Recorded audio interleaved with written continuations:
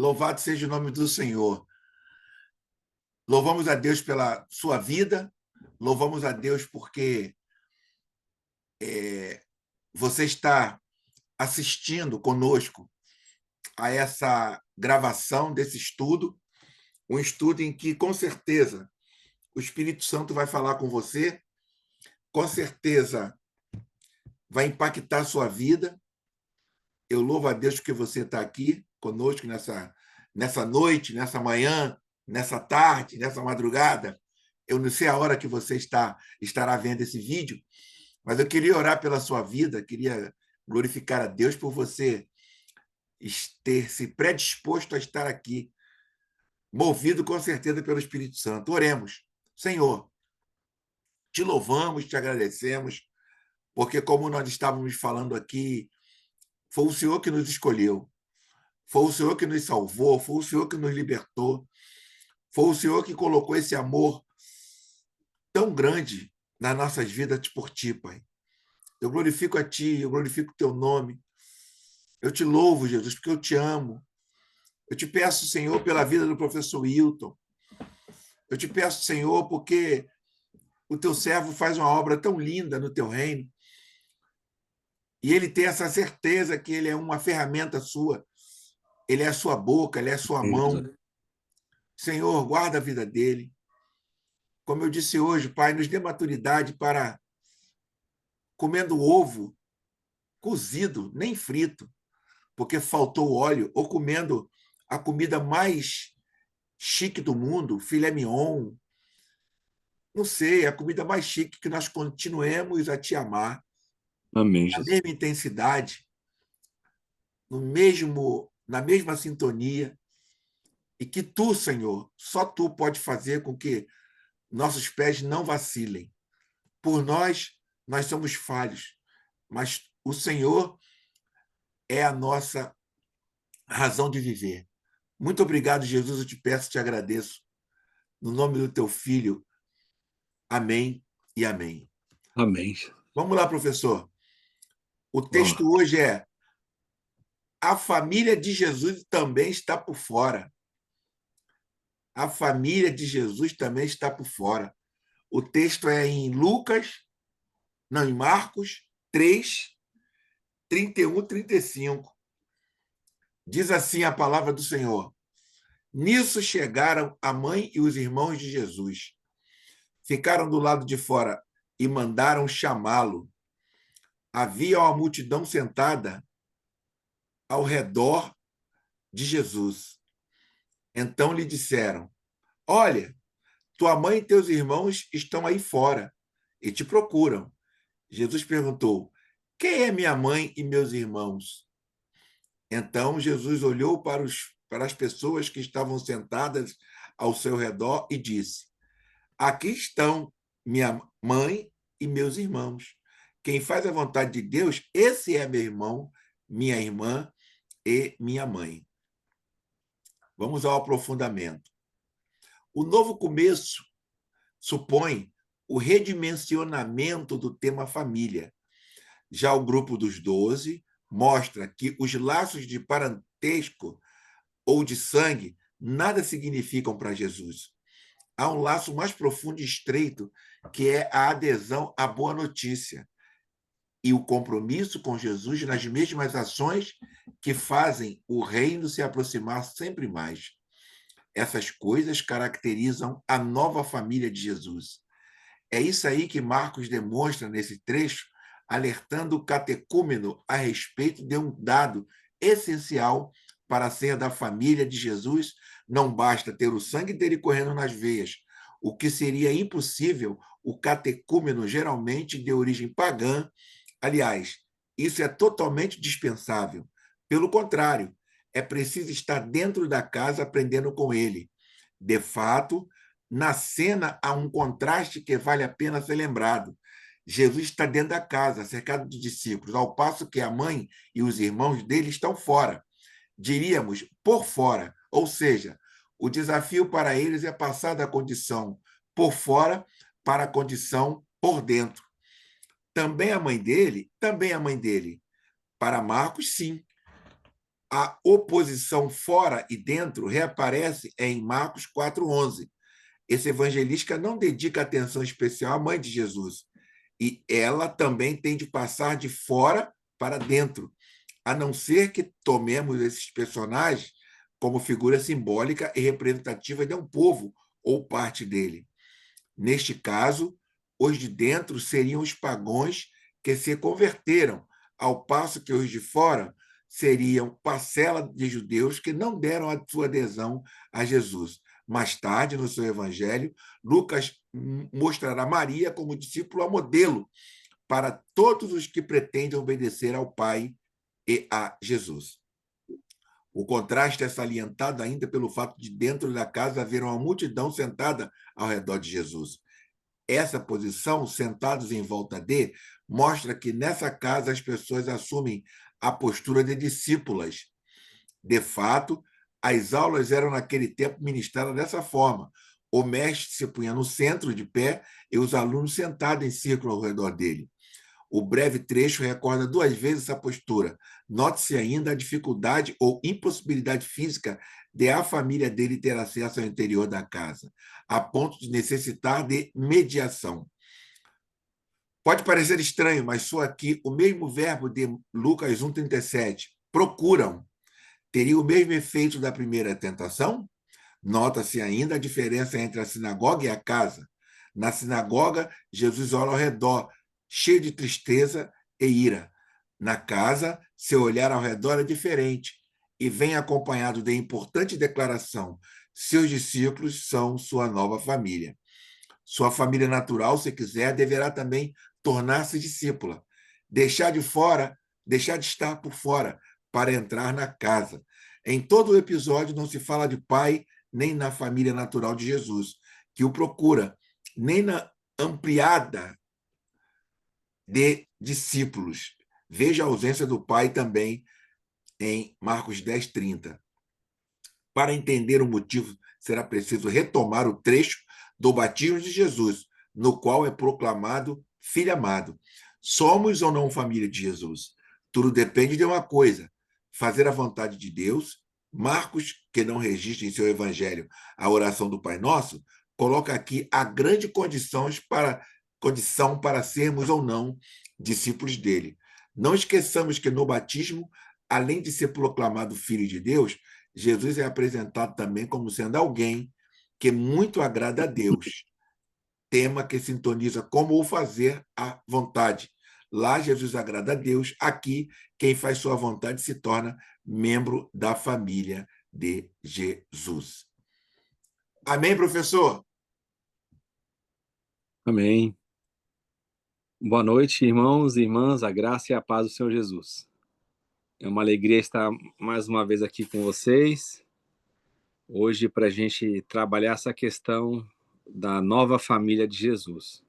Como o irmão Isaías bem disse, né, o nosso texto está em Marcos, capítulo 3, do versículo 31 ao 35. São versos breves, de uma leitura rápida, mas de um aprofundamento muito interessante. Lembrando que a gente está naquela sequência, né, de discipulado, de ensino de Jesus. Então, essa passagem, com certeza, ela está dentro de um contexto maior que nós trabalhamos na aula anterior, Isso. né? Tem aquele embate com a família, depois vem o embate com os religiosos, aí retorna o assunto da família, ou seja, a família está incorporada com aquela mesma ideologia que os religiosos, que os homens ali da sinagoga possuíam. E é muito interessante isso, por quê? Dentro dessa leitura que o irmão Isaías falou. O povo está sentado ali, ouvindo Jesus falar, não em uma sinagoga, mas em uma casa. Essa distinção é muito interessante em Marcos. O local sinagogal, né, a sinagoga e o templo não são o local onde se faz a vontade de Deus. A vontade de Deus agora ela é feita numa casa. Por quê? Essa é a chave de leitura para nós aqui nessa noite. Vamos lá. O texto diz assim: Nisso chegaram a mãe e os irmãos de Jesus. Então veja, é um texto que depende de uma interpretação que vai vincular com o texto anterior. Por isso que fala assim, nisso. Então, o que é o contexto anterior? Exatamente aquele embate que Jesus teve com os religiosos que blasfemavam contra o Espírito Santo por atribuir a Jesus as obras que ele fazia, não ao Espírito, mas a Beelzebul, né? A Satanás, o príncipe dos demônios. Então, nesse contexto de disputa, o texto vai mostrar, nisso chegaram a mãe e os irmãos de Jesus. É com essa visão que nós temos que olhar esse grupo. Eles também têm aquela ideologia. Eles também estão tomados com uma incompreensão acerca de Jesus. Eles também estão distantes de Jesus. Muito interessante, né? A família é o núcleo principal de uma pessoa. A família é onde aquela pessoa encontra aquele esteio, onde ela encontra a força para ela avançar, para ela continuar. Mas aqui nós vemos, a família de Jesus também está afastada dele. A família de Jesus está por fora. A família de Jesus é um impeditivo para ele operar. Olha que interessante. Eles ficam do lado de fora e mandam chamá-lo. Qual que é a crise aqui do texto, né? Eles não estão perto de Jesus e ainda tem uma postura diante de Jesus não de aprender com ele, mas de um mandamento. Eles querem chamar Jesus, eles mandam chamar, eles pedem que alguém vá lá e interrompa o ensino de Jesus para que ele dedique a atenção à família. Esse é um ponto muito interessante de nós observarmos, né? Eles chegam numa posição não de olhar Jesus como um mestre, mas eles querem ali ter uma proeminência sobre Jesus. Eles mandam chamá-lo, né? Eles chegam numa posição de destaque. Nós somos a família dele e nós queremos falar com ele. Esse é o sentido que o texto apresenta. E aí, olha que interessante o contraponto, né? Tem o grupo familiar e tem uma multidão. O grupo familiar tem uma posição de autoridade, uma posição de conflito, uma posição de alguém de fora que manda chamar Jesus. Já a multidão, como que ela está? Ela está sentada ao redor de Jesus. Olha que contraste bonito no texto. Um grupo bem menor, que é o da família, tem uma posição para com Jesus. Aquela multidão, e é claro que aqui eles estão dentro de uma casa, essa expressão ela é hiperbólica, ela quer dar esse contraste, um grupo pequeno e uma multidão. A multidão ela está sentada ao redor de Jesus, né? Qual que é a posição dela? É de aprender. E isso aqui é muito importante, porque é nessa posição que vai ser feito o contraponto que vai mostrar a chave de leitura do texto, né? A multidão está sentada ao redor de Jesus. Então lhe disseram: Olha, tua mãe e teus irmãos estão aí fora e te procuram. A verdadeira procura, ela nunca está do lado de fora, ela está sempre do lado de dentro. Esse é o contraponto que o texto vai apresentar. A verdadeira procura por Jesus ali naquele momento não é interromper o seu ensino, mas é fazer a vontade do Pai. Então, se você olhar no contexto de hoje, quem que não interromperia um estudo para atender a família? Afinal, nós temos que cuidar da nossa família, nós temos que dar atenção para ela, né? Mas o texto vai mostrar exatamente o contrário. Jesus ele não fica tocado por essa informação. Ele quer mostrar algo maior. É isso que o evangelista aqui ele coloca no texto para a gente, né? Jesus perguntou, ele vai romper com isso aqui, porque todo mundo sabia quem era a mãe e os irmãos de Jesus. Tanto é que identifica e fala, eles estão ali fora. Só que Jesus, ele rompe com esses laços agora, porque ele pergunta assim, quem é minha mãe? E quem são os meus irmãos? Ou seja, quem tem um laço verdadeiro comigo? Quem é que pode se identificar comigo? Essa pergunta aqui parece que não tem sentido, né? É claro que a sua mãe e seus irmãos são aqueles que estão ali fora, mas essa é uma pergunta retórica. Ela é uma pergunta que ela vai exigir que o leitor ele pense um pouco mais adiante, porque a informação já está no texto. A mãe e os irmãos de Jesus estão ali fora. Mas quando ele pergunta quem é minha mãe e quem são meus irmãos, vocês imaginem o contraste que surge ali. Opa, ele não está chamando atenção então para eles. Quem é? Por que isso aí surge, né? Claro, a informação já foi dada. A sua mãe e seus irmãos estão aí. Ele vem com isso. Quem é a minha mãe? Quem são os meus irmãos? Alguém poderia falar. Aquelas pessoas que estão ali fora. Mas é uma pergunta retórica.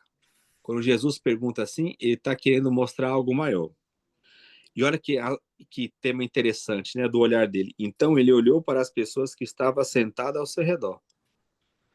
O que o texto está mostrando? Que o olhar de Jesus não está para a família de sangue, com os vínculos sanguíneos. O olhar de Jesus está com aquela multidão que está sentada ao seu redor. O foco dele é aquelas pessoas. O foco dele não é a família dele. O foco dele não é ninguém que está fora. O foco de Jesus são aquelas pessoas que o acompanham. São aquelas pessoas que são discipuladas por ele. Pode parecer até um texto frio, mas o texto ele quer mostrar algo superior para nós, né? Então ele vai dizer, ele vai olhar aquele grupo e vai dizer: aqui estão minha mãe e meus irmãos. Quem faz a vontade de Deus, esse é meu irmão, minha irmã e minha mãe. O que é fazer a vontade de Deus ali? É ouvir Jesus. O Evangelho de Marcos vai mostrar isso de maneira muito bem clara. Fazer a vontade de Deus é conhecer Deus através de Jesus. É ser discípulo de Jesus. É seguir o caminho de Jesus. Então Jesus ele estabelece novos laços familiares, né? E o texto aqui ele oculta um personagem que foi até dito no comentário que o irmão Isaías deu. Não se fala da questão do pai, porque na comunidade nós temos um pai. O autor aqui do texto, né, do comentário, ele vai citar Marcos 10, porque lá fala acerca daquilo que a gente ganha na comunidade. Então a gente ganha irmãos, irmãs, esposa, esposo, né, amigos, mas nós não ganhamos um pai ou pais. Por quê? Porque nós já temos um pai celestial. Então eles não falam assim, aqui está meu pai. Não, o pai não entra nessa nomenclatura, por quê? Porque toda a comunidade já tem o pai. Agora, os outros laços familiares são apresentados por quê? Porque na comunidade de Jesus, não importa graus, não importa ser consanguíneo, não importa a herança, não importa nome. Na comunidade de Jesus só importa uma coisa: fazer a vontade do Pai. Então é isso que o texto apresenta. Uma maneira muito clara, muito objetiva. Ele é um texto, claro, de transição. Nós vamos ver qual que é o próximo assunto, né, na próxima aula. Então ele já quer sair dessa parte dos conflitos com uma mensagem bem clara. Fazer a vontade do Pai vai estabelecer qual é o verdadeiro laço da comunidade. Ou a comunidade é formada por pessoas que fazem a vontade do Pai. Esse tem que ser o olhar da comunidade. Não importa a proeminência de alguém, não importa o nome que a pessoa tem, a condição social, não importa o grau de intelectualidade, a formação, não importa. O que importa na comunidade é: eu estou do lado de fora ou eu estou do lado de dentro? Eu busco aprender com Jesus para fazer a vontade do Pai ou eu estou literalmente fora da vontade de Deus? Esse aí é o assunto que é trazido para nós. Vou passar para o irmão Isaías. Amém, professor, amém. É algo muito interessante. Eu creio que eu tenho umas perguntas para fazer para o professor. Não sei se o Alvaci tem, se a irmã Jacira terá pergunta. Mas é algo assim muito interessante esse conceito, esse conceito de família que nós temos, não é isso? A família que nós temos aqui no Ocidente, o conselho de família, o conceito de família no Oriente, conceitos de famílias do mundo afora, né? A maneira como nós tratamos pai, mãe, como eles nos tratam, etc. E para nós aqui, nós temos um vínculo, entre aspas, né, muito grande com essa questão familiar. Né? Existem países, eu acho que é na França, que os pais, quando a criança, quando já faz 18 anos, 19, vai estudar, os pais já não volta para cá mais não, vai morar na tua casa, vai morar. Então, são questões culturais. Mas eu creio que mesmo nessa cultura judaica, a família tinha um laço, né? Tinha um carinho, mas Jesus aqui ele nos surpreende. E eu já vi muita gente achando aqui que Jesus foi um pouco mal educado, Jesus foi rude, né? Foi desunido e etc. Não sei se alguém aqui já ouviu esse olhar para esse texto, para essa postura de Jesus. Então, é, é, é, dito isso, eu queria perguntar ao professor, é, esse Jesus que se preocupa mais conosco, que coloca nós junto com a família, faz essa junção, seria a respeito, poderíamos dizer que seria nós sendo enxertado nele, vivendo ele como família dele, como ele sendo um ser especial, podemos dizer assim, né? O Filho de Deus, o Deus encarnado, professor? Muito bem observado essa questão familiar, porque lá naquele contexto judaico, você perder o seu nome familiar, você perdia tudo. Você perdia a sua identidade, né? Então, quando ele rompe ali com a família dele, ele está perdendo toda a identidade dele. Ele está mostrando qual que é a real identidade, porque você perdeu o seu nome, você ser desvinculado de uma família era tudo. Como você bem falou, talvez para nós hoje aqui, quando a gente fala assim de família, tem muita gente que leva isso aí na tranquilidade, fala, eu já rompi com a minha família, né? A minha família não me valorizou, eu segui É, a minha vida, não tenho ninguém. Então, para nós aqui hoje, século XXI, esses laços familiares talvez não sejam tão estreitos como era naquela época, né? até Então, cristão. exato. Então, como você falou, quando você vê essa identidade de Jesus, ele chamando aquelas pessoas de mãe e irmãos dele, de irmãs, era Meu uma Deus. coisa muito forte. Ele tá, por um lado, se a gente olhar pelo lado negativo, né, que nem você citou, as pessoas falam, poxa, Jesus foi muito rude e tal, mas se você olhar pelo lado positivo, ele está trazendo uma identidade para aquelas pessoas que era algo absurdo, né? Você olhar pessoas ali que era uma multidão de pessoas inválidas, pessoas desprezadas, pessoas que não tinham posição na sociedade, pessoas que eram É. discriminadas, ele se identificar com aquelas pessoas ao ponto de chamar de sua família é algo muito glorioso, né? Esse Professor, enxerto que você fala. tem uma questão, antes de deixar o Alvaci e a irmã Jacira, hoje eu tô com um olho grande nas perguntas. Vamos lá. Eu posso dizer que, como acontece muito em casais, em famílias tradicionais, é, é, às vezes o marido tem mais intimidade com o Jesus do que a esposa.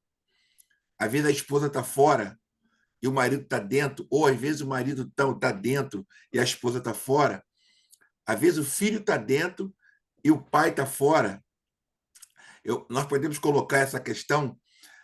Aqueles de casa estavam mais íntimos de Jesus, mais perto de Jesus, podemos usar esse termo. Isso acontece muito, né, professor? Os níveis de Acontece. fé entre casais que congregam na mesma igreja. Sim, sem dúvida. Acontece sim. Naquela época era mais complicado disso acontecer. Isso já é um desafio do nosso tempo, né? Porque É, naquela época era ruptura, ou você cria ou não, né? Jesus era um ponto ali de espada mesmo, como ele fala, né? De é, separação. Se você aderisse a Jesus e o cônjuge não, geralmente acontecia uma ruptura. O filho era expulso isso, de casa, né? Por crer em Jesus. isso. Mas hoje a gente tem esse desafio que você disse. Hoje você pode ter dentro de uma casa uma pessoa que ela é mais íntima de Jesus do que o seu parente mais próximo. Com certeza, isso é um desafio que nós temos que enfrentar hoje, sem dúvida. Amém. Irmã Jacira, irmão Alvaci, Sim, alguma pergunta? não é pergunta, é observação. Por favor. Falou que tem gente que acha que a postura de Jesus foi até fria. Sim, se eles não prestarem atenção e não souber destrinchar, não souber a profundidade da situação. Porque o que o Jesus fez, não, não só Jesus faria isso, mas outra pessoa faria. Por exemplo, a pessoa está num seminário. Vamos fazer uma coisa mais simples, dando aula. Você está dando uma aula na sua sala de aula. Vem Isso. alguém, fala que quer falar com você. Você pode deixar sua turma ir lá atender a pessoa? Não. Então, isso que Jesus fez, a priori, está certíssimo. E mais certo ainda, quando ele faz o paralelo. Esses que estão aqui dentro, ao meu redor, estão ouvindo a palavra do Evangelho, a palavra de Deus. Estão fazendo a vontade do Pai. Enquanto que a família dele, estando do lado de fora, não é nem porque chegou atrasada, é porque ela não estava interessada em assistir à palestra dele. Ela foi Boa. ali para interromper, para cortar, fazer uma cisão, uma separação, tirar ele dali, e não para agregá-lo. Está conseguindo o que eu estou conseguindo passar o que eu quero dizer? Eu quero dizer que a postura de Jesus, além de ser uma postura muito perfeita, claro, é evidente, ele é perfeito, tudo nele é perfeito. Mas não é para a pessoa criticar, é só para as pessoas que criticam porque não entenderam isso. É impossível você deixar os seus discípulos e atender uma mãe que pode, irmãzinho ou irmãozinho, que pode ser atendido em casa. E outra coisa, Jesus nem morava mais com a mãe, já estava separado, interrompeu, recortou os laços. Por quê? Por que ele cortou os laços? Porque a mãe não o apoiava, não sentia ele como Jesus. Embora ela soubesse, sabia que ele era especial, que ele não nasceu do acasalamento dela com o marido dela. Então, ela sabia disso, ela era para ter, como é que se diz? Desde o início, é que ela era para estar juntinho dele o tempo todo e entender que ele era. Se ela não entendesse ele como Deus, que entendesse no mínimo que ele era uma pessoa, um homem especial, muito especial, e deveria ouvi-lo e dar atenção a ele, e não fazer o que eles fizeram, né? Desprezavam. E também achavam que ele estava exagerando e que não estava bem da cabeça, estava misturando, estava louco, né? É a historinha que nós já sabemos. É isso que eu queria falar. E outra coisa, casa. Casa é um espaço pequeno, não é um espaço grande, né? Casa de quem? Jesus não tinha casa. Quando ele deixou a casa dele, ele não tinha casa. Ele era itinerante. E aí? De quem era essa casa, pastor? O senhor sabe? Aqui no Evangelho, irmã Jacira, Jesus, ele, como a senhora falou, ele não tinha casa. Então, ele utilizava-se de casas das pessoas. Se a gente for ver, por exemplo, lá em Marcos 2, ele está na casa de Pedro, né? Então ele vai usando as casas por onde vai. E aquela questão, os evangelhos, eles são relatos teológicos, né?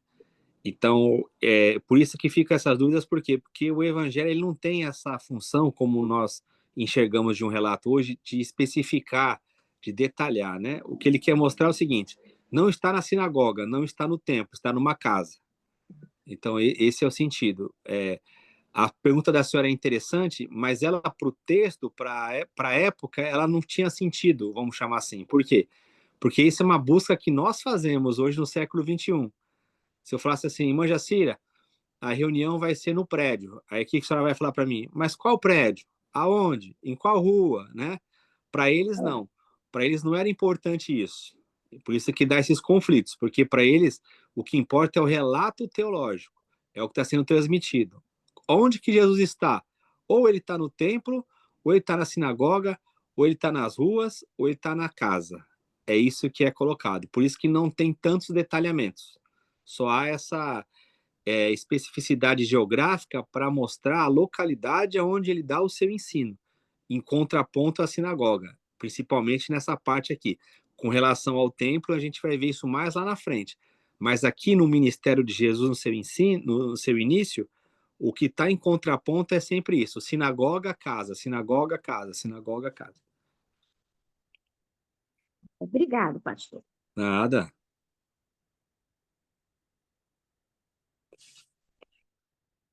Irmão Isaías está aí, irmão Avossi. Cadê? Eu estou aqui. Chegou aqui uma amiga aqui para fazer uma instalação do ventilador meu aqui, Maravilha. entendeu? Aí, mas estamos aí. Alvaci não quer perguntar, não, Alvaci? Se Avossi o está ali. Alvaci não quiser perguntar, nós vamos terminar, né? É, tem mais O alguma assunto pergunta, alguma coisa? o assunto é O rápido, texto de fato é breve, né? o assunto é pequeno. Ele é um texto de Alvaci, transição. foi arrebatado?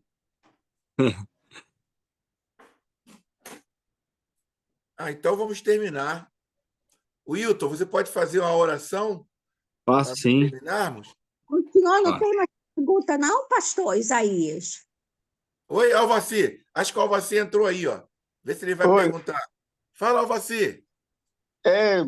pelo que eu percebi, estava sem som. Você estava Não, falando e não, não, não. Estamos te ouvindo bem. Agora está ligou. ouvindo agora? Ah, sim, tá certo. É, essas questões tudo às vezes é um pouquinho difícil, de uma maneira geral, alguns detalhes sobre a família de Jesus, né? Porque sabemos que a família é a instituição mais importante criada por Deus, mas às vezes tem coisa que a gente não entende. Também tem uma hora que a Bíblia diz que o maior inimigo, os grandes inimigos do homem, o maior inimigo do homem são os da sua própria casa. O que o Exato. Vini pode falar para a gente sobre isso? É bem interessante isso, porque parece que é até algo muito agressivo, né? Parece que é algo. Fala, poxa, com relação à família. A família é uma bênção, né? Todo mundo aqui ama a sua família, tem a sua família. Por que que os relatos de Jesus sobre família, eles são tão fortes assim, né?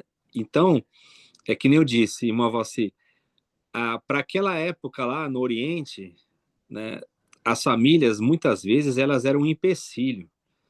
Hoje, depois de 20 séculos, tal, a gente olha a família, a gente quase não tem mais esses conflitos aqui no Ocidente. Geralmente no Oriente ainda tem essa questão religiosa, né? A gente tinha alguns testemunhos aí no passado das pessoas que se convertiam e aí eram expulsas de casa, né?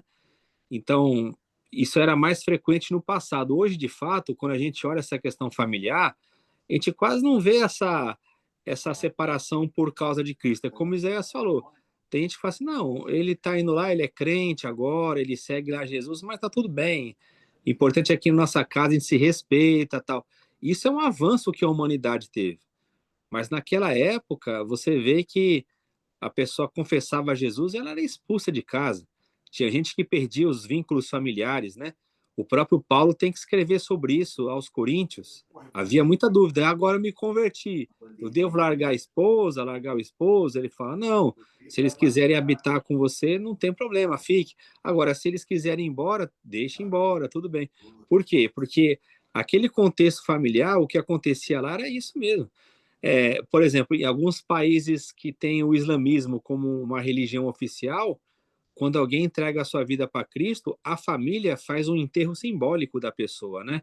Eles põem lá um caixão com o nome da pessoa e enterram aquilo ali como se a pessoa tivesse morrido.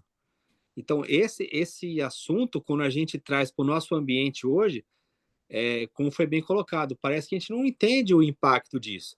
Fala, mas, poxa, a família é o nosso apoio, né? A família é o nosso vínculo de amor, é uma coisa criada por Deus, tão boa. Mas é quando a gente posiciona naquele ambiente, havia separação mesmo. Tinha gente que perdia a família por causa da fé. Será algo muito sério. É, nesse sentido, conforme o próprio Isaías já tinha falado antes, né? Conforme você agora tá falando, até não tinha pensado nessa questão, de que o próprio inimigo do homem é da sua... Então, É, nesse sentido, exato. conforme você explicou, né? Então, Isso. O é, ódio, é que o ódio realmente... vem exatamente. O ódio vem deles, não da pessoa que se converteu, né? Não da pessoa que está seguindo Jesus, porque ela quer o bem da família, mas a família acabava não aceitando mais. Era como se fosse um anátema, um maldito, exatamente. Aí se tornava inimigo. Ele mesmo perseguia, né? Aquela pessoa que se entregava a sua vida para Cristo. Era algo muito sério, muito sério. Hoje, graças a Deus, que a gente não tem mais esses casos, né? Tem algum outro aqui onde a gente vive e tal, tem mais lá no Oriente. Mas Não, antigamente aqui no Brasil tem irmãos que contam testemunhos, né? De quando, principalmente quando era católico romano, e aí passava para a religião protestante, havia toda aquela crise, né? pelo que sabemos, pelo que sabemos hoje, tem um grupo aí chamado os Testemunhas de Jeová que fazem coisas parecidas com isso, não? Exato, exato, exato. Então, tem sim, exato. Não é na grande proporção, mas tem. Rompe vínculos mesmo, exatamente. É terrível. É aquilo É, que o senhor fala da religião, né? A religião é uma praga, a religião é fogo. é a segunda maior praga da humanidade. Exato. Só Religião é tem uma coisa, terrível. só tem uma coisa no mundo pior do que a religião. Exato. Aquela questão que o senhor É, sempre traz. é, Exatamente. tá certo. É Ô, isso Vini, aí. aproveitar aqui que eu tenho tentado falar com você e não tenho conseguido, agora tão. Depois eu vou tentar ligar para você amanhã ou Tá, depois, me liga ver se assim. tá legal. Ok, Tá legal. Uma alegria. tá certo. Shalom, Maraná. Shalom. Amém. Ô, Voci, Oi, Voci, hora para terminar, por favor. Muito obrigado pela Amém. participação, hein? ok. Ó Senhor Yahu, nosso Deus, te somos gratos por tudo, Senhor. Tudo que o Senhor nos tem dado, Senhor. Obrigado por podermos estar aqui buscando mais um pouco do aprendizado dos teus ensinamentos, Senhor. Nós precisamos de Ti, dependemos de Ti, Senhor. Ó Senhor, fala a cada um de nós, fala ao nosso espírito, Senhor.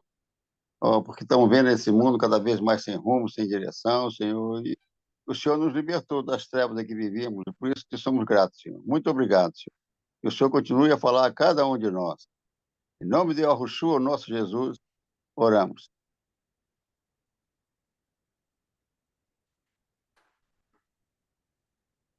Amém. Glória a Tá Deus. terminado, tá terminado. Beijo no coração de vocês. Eu estou no Rapaz. escuro aqui. Beijo ao Voci, beijo, irmã Jacira, beijo, Wilton. Amém. Beijo. Fica na paz. Rapaz, obrigado.